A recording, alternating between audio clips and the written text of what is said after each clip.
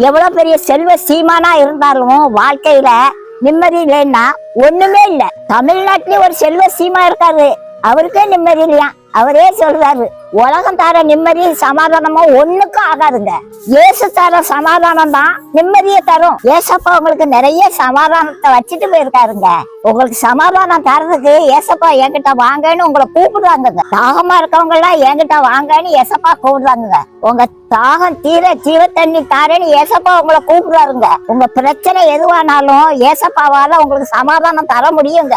உங்க தாகம் தீர என்கிட்ட வாங்கன்னு ஏசப்பா கிறிஸ்தவங்களை மட்டும் கூப்பிடல, எல்லாரையும் கூப்பிடுறாங்க. ஏசப்பா தர சமாதானம் முற்றிலும் இலவசங்க. நல்லா புரிஞ்சுக்குங்க. உங்க பிரச்சனை தீர்க்க ஏசப்பாவால மட்டும்தான் புரியும். இதை நீங்க நம்புறதும் நம்பாததும் உங்க இஷ்டம். சொல்ல வேண்டிய கடமையை பாட்டி சொல்லிட்டேன். பெரிய பெரிய செல்வ சீமான்லாம் ஏசப்பட்டு வந்துட்டாங்க. நீங்களும் சீக்கிரம் வாங்க.